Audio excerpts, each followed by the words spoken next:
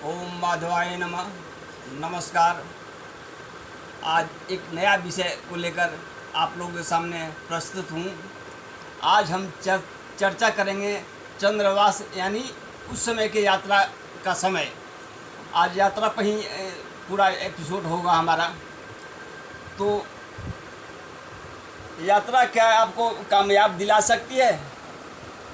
यात्रा हर क्षेत्र में कामयाबी दिला सकती है, चाहे वो राजनीति के क्षेत्र हो, खेल के क्षेत्र हो, व्यापार के क्षेत्र हो, हर कार्य के क्षेत्र हो, उसमें सभी क्षेत्रों में यात्राएं आपको कामयाबी दिला सकती है। अब कैसे कामयाबी दिलाएगी, मैं इस पर चर्चा करता हूँ। चंद्रमा 2.25 दिन तक एक राशि पर रहता है, उसके बाद में अगले राशि में चला जाता है। अब देखना होगा कि चंद्रमा किस राशि में है। यात्रा के समय में चंद्रमा किस राशि में है।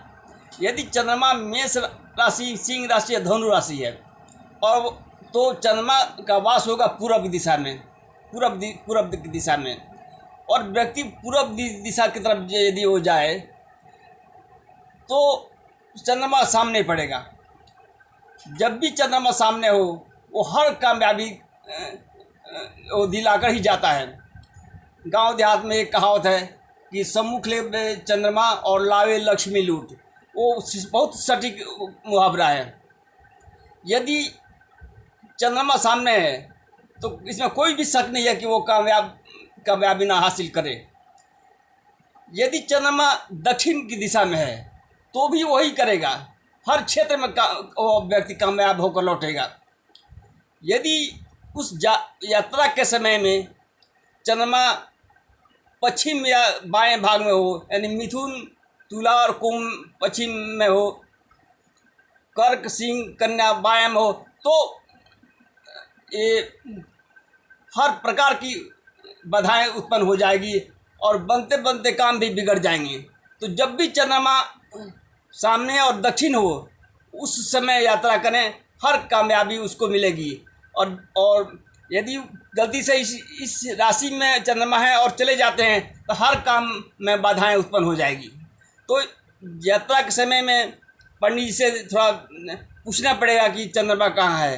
कोई भी पंडित जी बता देंगे कि चंद्रमा इस दिशा में है, या आप नेट से भी पता कर सकते हैं कि चंद्रमा किस दिशा में है, कब से शुरू हो रहा, कब ख़त्म हो रहा, कब अगले राशि में जाएगा, टाइम भी लिखा हुआ होता है।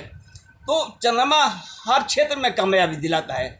यदि चंद्रमा सम्मुख हो, दाहिने भाग में हो, तो निसंकोच वह व्यक्ति सफल होकर लौटता है।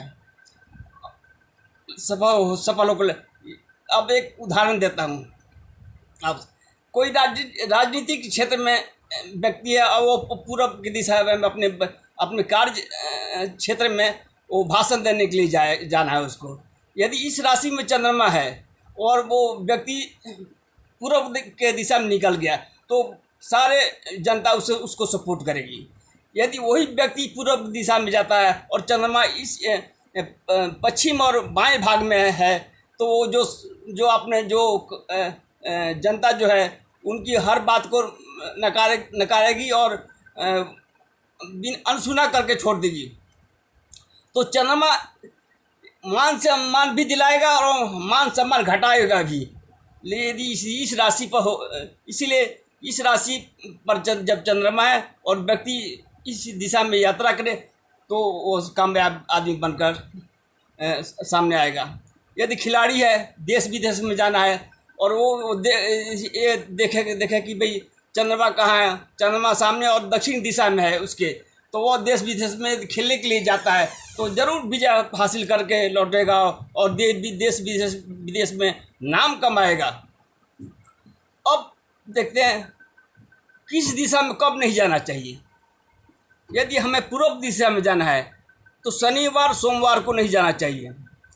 पश्चिम दिशा में जाना है तो रविवार शुक्रवार को नहीं जाना चाहिए। उत्तर दिशा में जाना है तो मंगलवार बुधवार को नहीं जाना चाहिए।